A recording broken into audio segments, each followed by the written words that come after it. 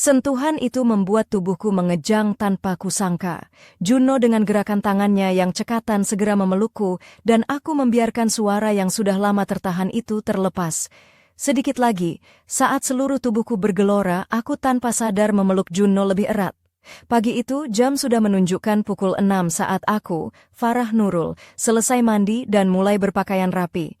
Sudah 30 tahun aku menjalani rutinitas yang sama, mengenakan baju kurung kemas, menyiapkan sarapan sederhana dan menyalakan televisyen untuk berita pagi. Halo, nama saya Farah Nurul, saya berumur 55 tahun. Aku tinggal di sebuah kondominium kecil di pinggir bandar Kota Baru. Setelah bercerai 5 tahun lalu, aku hidup sendiri di sini. Ruang sekitar 20 meter persegi cukup buatku. Di dinding ruang tamuku tergantung beberapa sijil penghargaan sebagai pegawai Bank Cawangan yang pernah aku pegang. Walaupun masih bekerja, rumah ini terasa sunyi tanpa kehadiran keluarga. Hari itu aku memulakan hari dengan membuat sarapan mudah, 2 biji telur, sedikit sambal belacan dan nasi yang masih ada dari malam sebelumnya. Kenangan lama terlintas di benakku ketika istri selalu menyediakan bekal setiap pagi. Waktu itu aku sangat bahagia. Kini, hidupku lebih sepi dan tanggung jawab sebagai ketua cawangan bank terasa berat di bahuku. Selesai makan, aku mengikat tudung dan bersiap ke pejabat. Dalam perjalanan ke bank, aku merenung pemandangan di luar tingkap bas. Jabatan yang aku pegang selama bertahun-tahun membawa tekanan yang tidak berkesudahan, dan pulang ke rumah kosong membuat hati terasa lebih berat. Kata-kata bekas istri yang terngiang di telinga, "Kau hanya peduli pada prinsip, bukan pada perasaan," membuat aku termenung. Di pejabat, hari-hariku dipenuhi dengan mesyuarat pelanggan, penyeliaan staf, dan laporan yang tak pernah habis. Makan tengah hari sendiri di kedai berhampiran sudah menjadi kebiasaan sejak aku bergelar ketua cawangan. Kawan-kawan lama kini terasa jauh, seperti ada tembok yang memisahkan kami. Malam itu, selepas pulang lewat, aku membeli sedikit bahan untuk makan malam di pasar mini. Berbelanja untuk seorang memang sukar, hati terasa pilu melihat bakul yang hampir kosong. Setibanya di rumah, aku menyalakan lampu dan melepas baju kerja. Televisyen menyala, tapi suaranya hanya menjadi latar belakang tanpa aku hiraukan. Aku membuka telepon bimbit. Anak-anak hanya menghubungi aku sebulan sekali. Anak sulung yang sedang di universiti sibuk dengan pelajarannya, manakala anak perempuan tinggal bersama ibu mereka. Aku sudah belajar menerima keadaan itu. Berbaring di atas katil, aku menatap siling dan menghela nafas panjang. Esok akan menjadi hari yang sama seperti hari ini, sibuk tapi kosong. Aku ketua cawangan yang dihormati, namun di rumah, aku hanyalah seorang lelaki tengah usia yang kesepian. Hasil kerja bertahun-tahun kini hanya meninggalkan ruang yang dingin dan sunyi. Aku sangat memerlukan sesuatu untuk mengisi kekosongan itu. Namun aku belum tahu, hari itu adalah permulaan perubahan besar dalam hidupku, awal kepada kisah yang tak pernah aku duga. Sabtu pagi itu, aku bangun agak lewat, hampir pukul 8. Hari Minggu membuatku lega karena tidak perlu ke pejabat. Selepas selesai mandi dan membuat kopi, aku duduk di ruang tamu sambil memandang keluar tingkap. Tiba-tiba, dari koridor, kedengaran bunyi bising orang bergerak dan bercakap-cakap. Aku keluar pintu rumah, dan terlihat kotak-kotak bergerak di depan rumah sebelah. Akhirnya, jiran baru tiba setelah beberapa bulan kosong. "Assalamualaikum, saya pekerja pusat perpindahan." Seorang wanita muda menyapa aku dengan mesra. Aku membalas salam sambil mengangguk. Aku sebenarnya tidak terlalu ingin tahu siapa yang akan menetap di sebelah, tapi ada rasa ingin tahu yang samar. Sepanjang hari, bunyi alatan dan suara orang mengangkat barang masuk ke rumah sebelah tidak pernah berhenti. Aku coba membaca buku di ruang tamu, tapi bunyi itu mengganggu fokusku. Hari pindah mesti sibuk, aku berbisik dalam hati, dan coba menerima keadaan itu. Lagipun, lama juga rumah sebelah kosong, jadi ada baiknya ada jiran dekat. Menjelang petang, bunyi lori perpindahan sudah reda. Tapi kemudian, bunyi lain yang lebih pribadi mula kedengaran dari rumah sebelah. Pada mulanya, bunyi pinggan mangkuk dan sapuan lantai yang biasa. Aku mula rasa lega dan mula menyediakan makan malam. Namun sekitar pukul 9 malam, suara lain mula kedengaran. Seorang lelaki dan seorang wanita bercakap mesra. Suara mereka bercampur dengan nafas yang berat dan bunyi katil berderit. Aku secara tidak sedar menurunkan volume televisyen dan memerhati ke arah dinding sebelah. Suara wanita itu lunak, penuh kerinduan dan sedikit sayu. Tubuhku tiba-tiba tegang, kenangan lama yang sudah lama aku pendam kembali timbul. Saat-saat intim bersama bekas istri dulu menerpa pikiranku dengan jelas. Aku coba beredar dari tingkap, tapi bunyi itu terus menghantui. Rasa bersalah bercampur dengan rasa ingin tahu membuat aku bingung. Aku tahu, mengintip kehidupan orang lain tidak baik, tapi suara itu terlalu memikat, seperti membangkitkan sesuatu dalam diriku yang sudah lama terkubur. Suara itu terus berlanjut selama hampir setengah jam. Aku berdiri di sudut ruang tamu, berperang dengan perasaan yang bercampur baur. Akhirnya, rumah sebelah kembali sunyi. Aku menarik nafas panjang dan mandi dengan air sejuk untuk menenangkan diri. Memandang wajahku di cermin, aku melihat bayangan yang berbeza dari 3 tahun lalu. Malam itu sukar untuk aku melelapkan mata, suara itu terus berputar di kepala. Aku mula tertanya-tanya, siapakah sebenarnya jiran baru ini? Apakah suara itu akan kedengaran lagi malam esok? Dan lebih penting, adakah aku akan mampu mengawal perasaan yang semakin mengusik? Namun, aku masih belum tahu, ini baru permulaan perubahan dalam hidupku, dan apa yang akan terjadi selepas ini tidak pernah aku duga. Hari-hari berikutnya, suara-suara malam dari rumah sebelah terus menjadi rutin yang aneh dalam hidupku. Setiap malam, aku terperangkap dalam pusaran perasaan yang bercampur baur, rasa bersalah, ingin tahu, dan kehangatan yang sudah lama aku lupakan. Namun, aku coba mengelak untuk terlalu memikirkan perkara itu, walaupun hati ini sulit untuk menahan rasa ingin tahu yang semakin membara.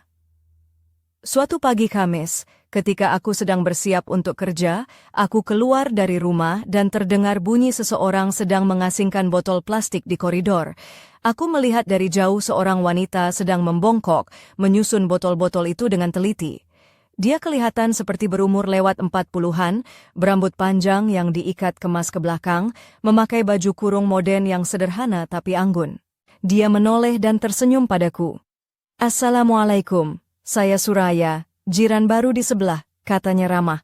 Suaranya begitu familiar, menggetarkan hatiku karena persis suara yang sering aku dengar dari malam-malam sebelumnya.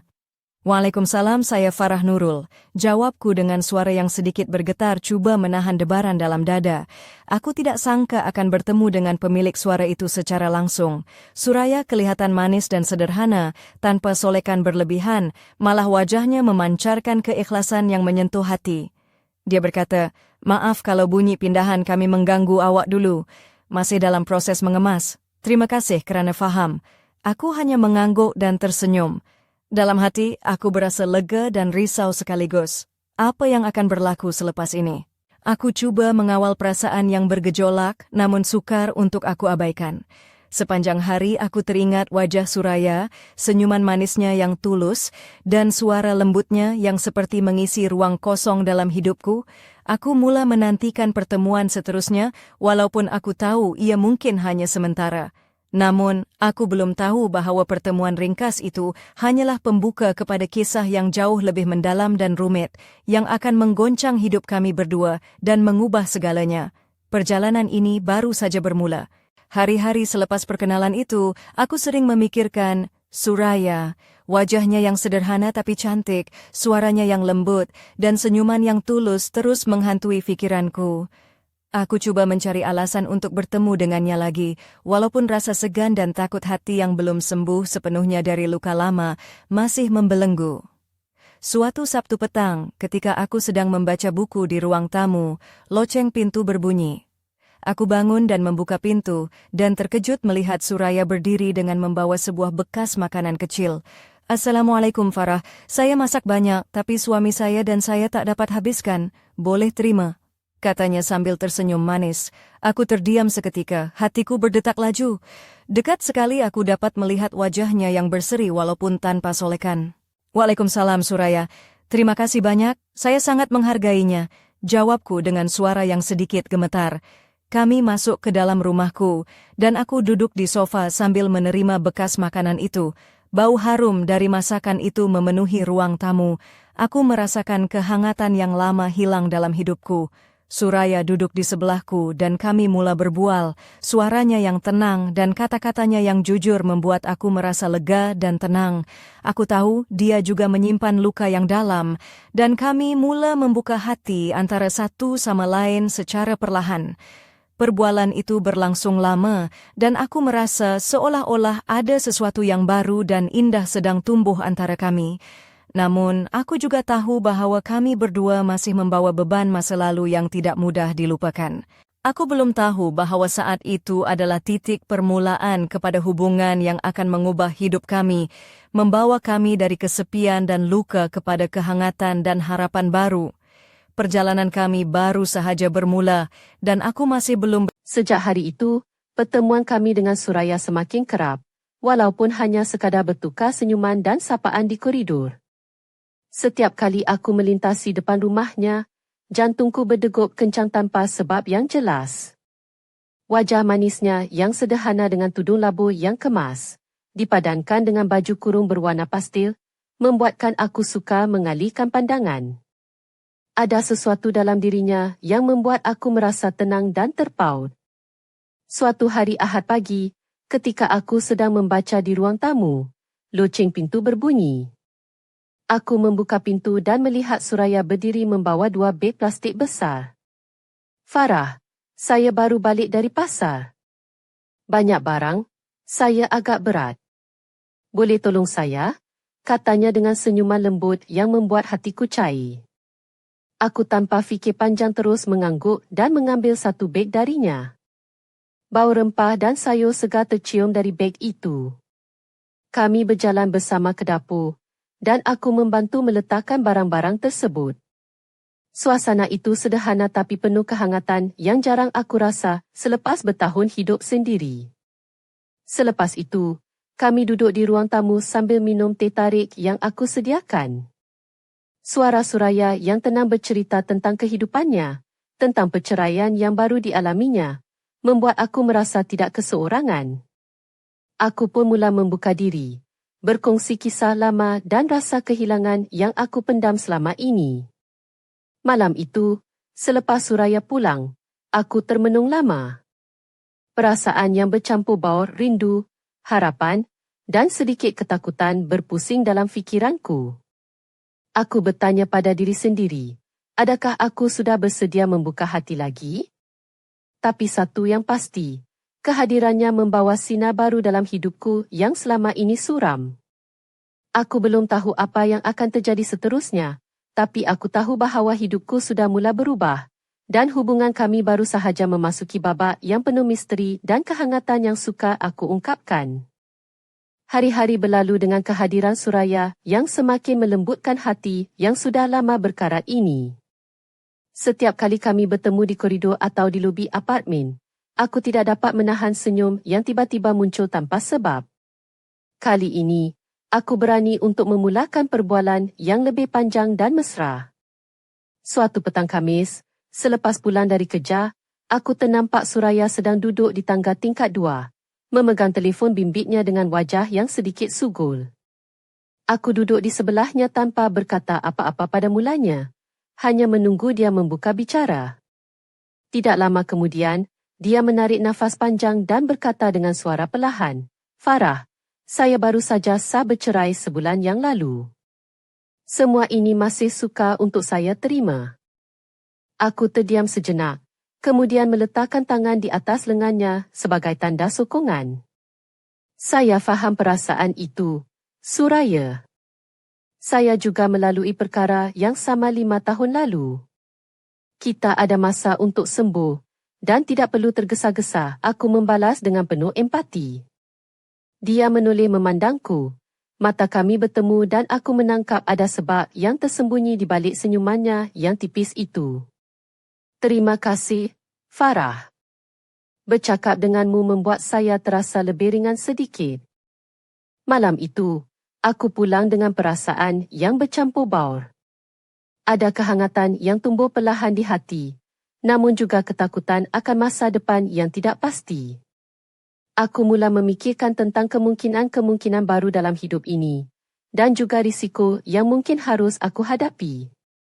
Namun, Aku belum tahu bahawa perbualan ringkas itu akan menjadi titik tolak kepada babak baru yang lebih rumit dan penuh dengan cabaran.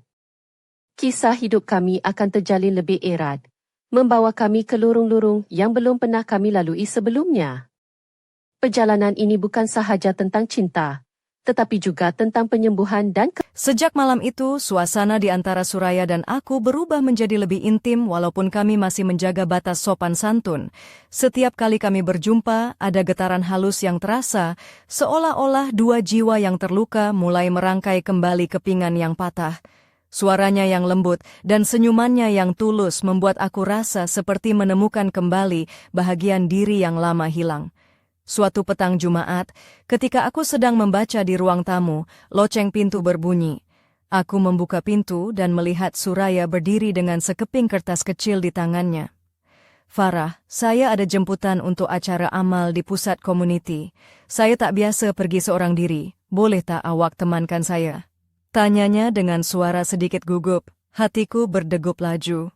Pelawan itu bukan sahaja menunjukkan kepercayaannya, tetapi juga membuka peluang untuk kami melangkah lebih jauh dalam hubungan ini. Insya Allah Suraya, saya akan temankan awak, jawabku tanpa ragu. Malam acara amal itu, aku melihat Suraya dalam pakaian kurung moden berwarna lembut, rambutnya diikat rapi dan solekan yang minimal tapi menawan. Dia kelihatan lebih cantik dari biasanya, memancarkan aura yang memikat. Sepanjang malam kami berbual tentang impian dan harapan, mengenang masa lalu dan merancang masa depan yang belum pasti. Namun di tengah kehangatan itu, aku merasakan ada sesuatu yang tersembunyi di balik matanya, sebuah rahasia yang belum dia berani kongsi. Aku bertanya-tanya apa yang sedang dia pendam, dan apakah rahasia itu akan mengubah segalanya. Aku belum tahu, malam itu menjadi permulaan babak baru yang penuh kejutan dan pengorbanan. Kisah kami semakin dalam, membawa kami ke persimpangan antara cinta dan kenyataan yang pahit. Apa yang akan terjadi seterusnya? Sejak malam itu, hubungan kami semakin rapat. Namun seiring keakraban itu, aku mulai menyedari ada sesuatu yang Suraya sembunyikan. Setiap kali aku cuba bertanya tentang hidupnya yang lebih peribadi, dia sering mengalih perhatian atau tersenyum sayu tanpa memberi jawapan jelas. Suatu petang, ketika kami duduk di sebuah kafe kecil di bandar Kota Baru, aku memberanikan diri bertanya, Suraya, adakah ada sesuatu yang ingin kau kongsi? Aku rasa kau masih membawa beban yang berat. Dia menundukkan kepala, suara lembutnya bergetar. Farah, sebenarnya saya baru sahaja bercerai. Tapi bukan itu sahaja. Suami saya, dia ada masalah yang saya tak sanggup tanggung lagi. Skim sebabnya saya tinggalkan dia. Aku terkejut, tapi cuba menyembunyikan rasa simpati yang mendalam. Apa masalahnya, Suraya? Kau boleh percaya pada aku. Dia menarik nafas panjang dan menceritakan tentang pergolakan rumah tangganya, tentang pengkhianatan dan kesunyian yang dia alami selama bertahun-tahun. Ceritanya penuh luka, namun juga keberanian untuk memulakan hidup baru. Malam itu, aku pulang dengan hati yang berat dan penuh pemikiran. Aku mula sedar bahawa cinta kami bukannya sekadar tentang kehangatan, tetapi juga tentang menerima dan menyembuhkan luka masing-masing. Aku belum tahu betapa dalam dan rumitnya perjalanan yang akan kami lalui bersama, perjalanan yang penuh dengan cabaran, pengorbanan, dan mungkin juga pengampunan. Namun, aku sudah bersedia untuk menghadapi apa sahaja demi Suraya dan kebahagiaan yang kami impikan bersama. Hari-hari seterusnya, aku cuba menjadi pendengar yang baik untuk Suraya. Setiap kali dia berkongsi cerita tentang masa lalunya, aku dapat merasakan betapa berat beban yang dipikulnya. Namun, di sebalik kesedihan itu, aku lihat sinar kekuatan yang belum pernah aku saksikan sebelum ini. Suatu malam, selepas kami selesai minum teh di rumahku, Suraya tiba-tiba menangis. Air matanya mengalir deras, menggambarkan segala luka yang selama ini dia tahan seorang diri. Aku memegang tangannya erat, cuba memberi kekuatan tanpa perlu banyak kata-kata. Kau tak perlu lalui semua ini seorang diri, Suraya. Aku ada untuk kau, bisikku penuh ikhlas. Dia mengangguk perlahan, Dan aku tahu saat itu kami sudah lebih dari sekadar jiran biasa. Ada ikatan yang terjalin, ikatan yang lahir dari kesepian dan harapan untuk hidup yang lebih baik. Namun, aku juga tahu jalan kami tidak mudah. Ada masa depan yang penuh ketidakpastian menanti, dan kami harus bersedia menghadapi segala rintangan bersama. Aku belum tahu apa yang akan berlaku selepas ini, tapi satu perkara yang pasti, aku tidak akan membiarkan Suraya melalui kesakitan itu sendirian. Bersama-sama, kami akan melangkah ke hadapan, menulis bab baru dalam hidup kami yang penuh warna dan makna. Hari yang aku nanti-nantikan akhirnya tiba. Setelah beberapa minggu menjalani fisioterapi untuk lutut yang cedera, aku dibenarkan pulang ke rumah. Perasaan campur aduk memenuhi hatiku saat melangkah masuk ke dalam kondominium yang selama ini aku tinggalkan. Bau rumah yang sedikit berdebu dan suasana yang sunyi menyambut aku dengan dinginnya. Namun, ada harapan yang terbit di dalam dada, harapan untuk memulakan lembaran baru bersama Suraya. Sambil mengemas barang-barang yang berselerak, aku tidak dapat menahan diri untuk mengintip ke arah rumah sebelah. Rumah yang selama ini menjadi misteri dan sumber debaran hatiku. Tapi anehnya, hari itu tiada bunyi seperti biasa, sepi dan sunyi. Aku mula tertanya-tanya, adakah Suraya masih tinggal di situ? Malam itu, aku duduk di ruang tamu sambil mendengar radio lama yang aku hidupkan untuk mengusir kesunyian. Namun, fikiran aku tetap tertumpu pada Suraya, wajahnya yang lemah tetapi tegar, suaranya yang lembut dan cerita-cerita yang pernah kami kongsi. Aku berharap dia baik-baik sahaja. Namun, aku belum tahu bahawa ketiadaan bunyi dari rumah sebelah itu hanyalah permulaan kepada satu rahsia yang bakal mengubah segalanya. Dalam keheningan itu tersimpan cerita yang tidak pernah aku sangka akan kuhadapi. Malam itu, di antara bisikan angin dan lampu yang malap, aku merasakan sesuatu sedang menunggu untuk didedahkan, sesuatu yang akan menguji kekuatan dan kejujuran kami berdua.